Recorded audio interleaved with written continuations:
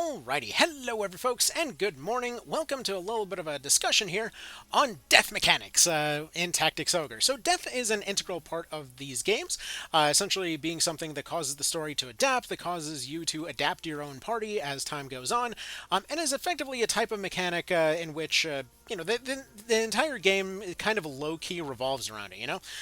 So in this case, what we're going to be discussing is specifically how the death mechanics, just like everything else, were completely different from game to game.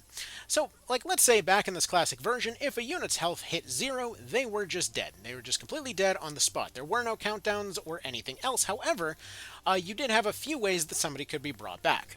So, for most of the game, you basically would just accept the death and move on, or reload your save. However, when you got into Chapter 4, you had a few different options at your disposal. For example, you saw over there Olivia's carrying the Revivify spell. Typically, there's only 1 or 2 copies in your game, full stop. If you end up missing them, that's a little bit of a bummer. You're just not getting them. Also, that guy's name is Junk, and that is hilarious. Anyway, so yeah, in most cases, death was just permanent on the spot, and that was it. And this actually is one of those kind of interesting scenarios where folks that are coming in from this original version take a look at Reborn and think, wow, these are some very forgiving death mechanics. Whereas folks, let's say, are coming in from PSP and they're like, wow, these are super unforgiving death mechanics. So this mechanic has worked entirely different every single time. So, like, again, in this case, you immediately die upon losing all your health, but the Revivify spell or the zombie spells can go bring somebody back from the dead. Now, with the zombie spell, I don't remember in particular whether it's somebody that just died and they can be brought back, or if it just zombifies someone, but either way, one of those two scenarios is correct, and at the moment, I forgot to go look it up. So, for the most part, we're just going to assume that it's going to bring somebody back as a zombie. Now, with that said, there's one other way that somebody can be revived, and that's going to be the Blessing Stone. So when it comes to a Blessing Stone, sorry for the weird pause there, I was kind of choking on something. When it comes to the Blessing Stone, it's an item that you inexplicably get 1 copy of at the very start of the game, and basically don't get any others of until either supposedly a very rare drop from the ground. I've never picked one up off the ground personally, or if you end up getting one from Deneb's shop. And essentially, unlike later versions, the Blessing Stone in this version ends up going and bringing somebody back from the dead immediately when it's carried by that unit, rather than being used. So you can't just like go and use a Blessing Stone. You actually have to be holding it in order to be saved from death once. Now, the thing is, though, on top of Blessing Stone, the Revivify spell is usually what ends up happening. Most of the time, you'll just put that on your most convenient healer, and then just simply sit them in the back and wait to get all of your MP back, and repeatedly bring everybody back from the dead. Honestly, death kind of becomes inconsequential by Chapter 4, but is massively prevalent up until then. This is a kind of weird juxtaposition, but anyways. With that being said, this had a reputation for being incredibly harsh, and was one of the reasons that when it came to the PSP version, things changed. Alrighty, welcome to the wild and wacky world of the PSP system. So, here's our deal this time around. So, in the PSP system, what we have is that the countdown timer was introduced. So this is where a unit will count down to 3 at the end of their turn. Now, the thing is, though, this is a lot more forgiving than it seems, seeing as they don't simply get knocked down and then they're just waiting for their turns to come up. They have their recovery time set to maximum. So the heavier the unit, the longer it takes. So somebody, for example, like a Terenius, has a kind of hidden feature in terms of the fact that they probably will never bleed out by the time a fight ends, just due to their natural slowness. This is, like, oftentimes I got yelled at by people for saying, "Hey, look, the slowness is actually a good thing sometimes." And yeah, any slow unit, especially in the PSP version, has a massive benefit in terms of the fact that they probably are never going to permanently die. So that recovery time bonus, for example, that Ozma gets, can potentially be a massive downside as she constantly bleeds out.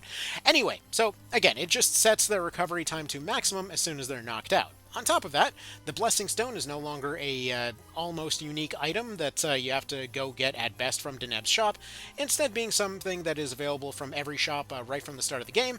Additionally, you have a better version that can be both found and crafted that brings you back with more health. Additionally, you can farm them in quantities of up to 5 from the very first map that you run into, Tynemouth Hill. If you know how to farm them correctly, it's actually one of the few cases of steel actually being a useful skill. Seeing as most of the time it only steals crafting materials, but in that particular map it steals blessing stones. And then you're basically only getting mint leaves and iron ingots for the whole rest of the entire thing, but hey, that one time it's useful. Anyway, so yeah, you've got a ton of forgiveness there in terms of having free revive items, in terms of having tons of revive items. The revivify spell is now just resurrection. It is available from the shop from the moment that you get into chapter 4, give or take. I believe it might be after you run into Olivia. Either way, you get infinite copies from the store there, and any random cleric that is recruited over the course of a fight will also have it with them as well. Although one thing that is kind of funny that gets forgotten about for Reborn is that they did not introduce limits in terms of who remembers stuff, so that cleric will also forget that resurrection spell most of the time as soon as the fight ends. Sometimes they even forget the fact that they knew how to heal whatsoever, but that's a whole other story. Let's go ahead and move on. So, if all of this other stuff wasn't enough, you also have a live system. You see those 3 hearts over there on the bottom? Well, basically every unit has 3 lives, and every time that they bleed out, they lose one of their lives. Same thing applies for if they're thrown off a cliff. They will simply lose a life, and they have alternate versions of death quotes when this happens. So, for example, one of the more common ones is, "Oh, they say a man can die but once, but not today," stuff like that. So it's a cheeky little thing, but very, very forgiving in terms of the revive mechanics. The annoying part is that it struggles to actually make any use of the story adapting to your characters dying, unfortunately. The fact that your recruited characters are oftentimes dramatically worse than anybody you already had in your party means that people are generally disincentivized from actually going down that route. Additionally, recruiting a character loses all of the one-time level up bonuses that they got, since classes are individually leveled in this version. So more often than not, people would, even if they do know that this system exists, more often than not, they simply chose to never interact with it, simply because there wasn't really a whole lot to gain. It didn't really give any additional drama, but it sure could make your playthrough a lot more tedious.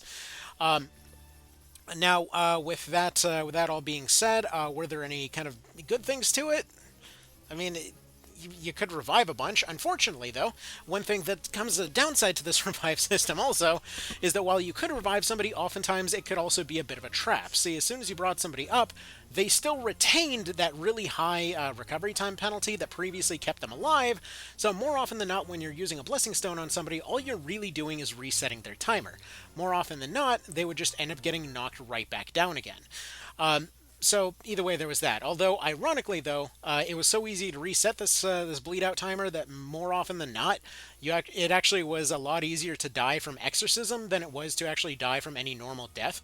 So on account of you could just use every single spell in the game from the scrolls over here, which I'm pretty sure I have. Do I have an exorcism too? Yeah, just use that. Whatever. So yeah, more often than not, characters would, if you, for example, try to use undead units, they actually wound up dying more often than the living ones in this version. One of many things that tried to do one thing and accidentally achieved the total opposite.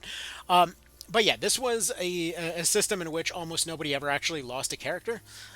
So good if that's your thing. Kind of jank if it's anything else. However, there's a variant of this that really improved the system in a fun way. So let's go ahead and actually take a quick look at the official version, or rather the official follow-up to this, and then we'll take a quick peek at One Vision, the modded version. So here we are in Tactics Ogre Reborn. So the system in this one is a lot snappier. So they did away with the live system entirely, so if a character bleeds out, they're just dead. We kept the bleed out timer, but additionally characters typically bleed out faster in this one. They still have their recovery time raised up, but it's not nearly as insanely long as it was in the PSP version, so units will have a legitimate threat of bleeding out before the fight ends. Just like all of them though, guest characters will still die if they're in guest status. So for example, if somebody's there to have a dramatic death, like Ravenous over here, they can still be killed off to alter the plot that way. And additionally, blessing stones are limited in terms of how many you can carry, with each character being given 4 slots for whatever items they choose to carry with them. So for example, if you chose to carry a blessing stone, it would just be used up for the purposes of that fight, and that was about that. If you're wondering why this team makes no sense right now, this is the no experience run. Now, with that being said, there is a huge mercy that was added to characters in this version, though, to deal with the sandbagging problem that happened last time. Because you remember I said that units would regularly get their counter reset, but then just die anyway. So in this one, what they did was that they gave you the means to go and revive a unit immediately, or sorry, they get a turn immediately upon getting taken out. So so this leads to this situation that you can oftentimes, let's say, be on the back foot. You might have lost several units, but then you have several units with blessing stones, which have definitely been at a premium in this particular playthrough.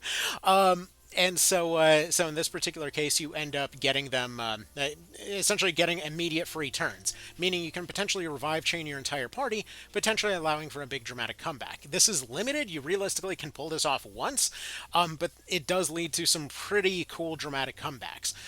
So I personally really like the kind of relative, like it's easy to explain, it's easy to understand, it's a very intuitive kind of system here.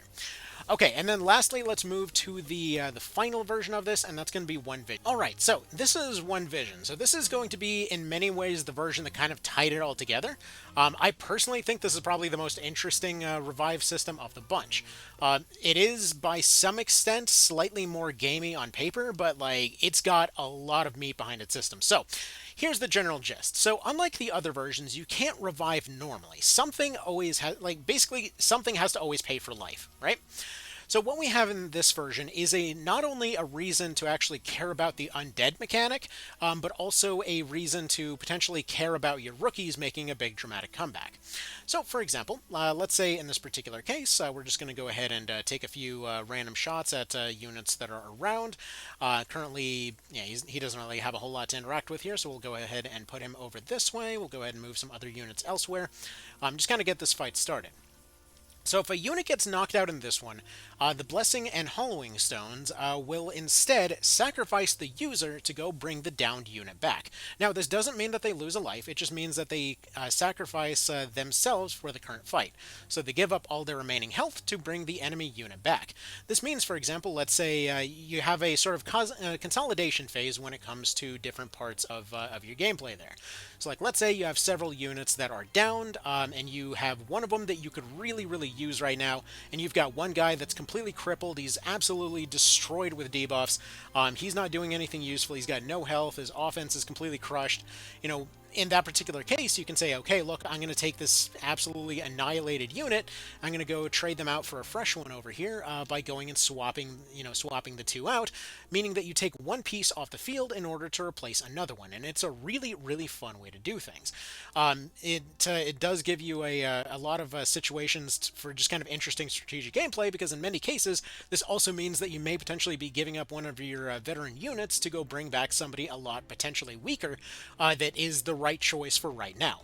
Additionally, the one normal way that you can actually revive your people is to bring them back as zombies, and you get access to necromancers way earlier. And so this leads to a case where not only do you potentially care about the fact that you can bring zombies into the game, you basically will be zombifying your units somewhat regularly if you're going and playing this for a while, because it is a really good way to see them kind of come back from the brink there. That they will be slower for a little bit, they will be vulnerable to stuff like exorcism, but you have brought them back for that fight just this one time. Then you use something like a Charm of Remission, and you can potentially bring them back. Suddenly, your item specialists are a lot more necessary because they're the only ones that can use one of those. So this means that you may potentially care a lot more about items for that particular reason as well. And additionally, it's worth noting that there is technically one more aspect to this in the form of the Angel, who is the one unit that can potentially sacrifice themselves to revive multiple units at once. So either way, this leads to a lot of kind of caring about multiple mechanics at once, a lot of unusual gameplay that you don't really see from any of the official versions. This is why one of many reasons that One Vision's pretty darn lauded as far as the cool stuff that it comes up with. Again, it sounds weird on paper. Like, why do I have to sacrifice one piece to bring back another? But it's got a very, I want to say, like almost Magic the Gathering kind of feel to it. I don't know if that's exactly the right thing. I haven't played that in years, but in terms of just sacrificing one thing for another, it's a very card game kind of thing. It feels very good, especially when you find that one opening. It's like, I just need that unit exactly right now. And then you realize, like, okay, if I bring back that guy, I see that he's got a turn coming up. He has a shadow break.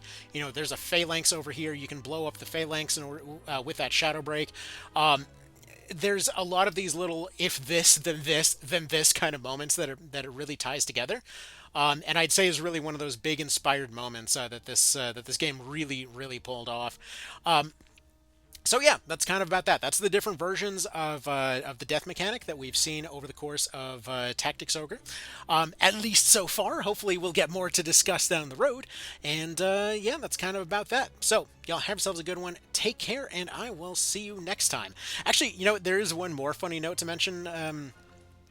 Mention about all of this, that technically speaking, there's actually one more aspect to the whole life and death system that One Vision did that I didn't quite cover. Okay, it's not exactly part of the death system, but technically there's a skill in previous versions called Evanescence that causes a unit to basically take a quick nap, and it puts them temporarily into an undead but not really kind of state before coming back to life 3 turns later. This looks exactly like the standard knockout in the PSP version. It looks like the undead state, but you can't do any other undead interactions. To give you a bit more of a hint about it, in Reborn, and in One Vision, what they did was instead change it to a necromancer skill called Entomb, wherein you can basically just knock your unit out temporarily and essentially rebuild them as if they were undead, then immediately use Animate Dead on them.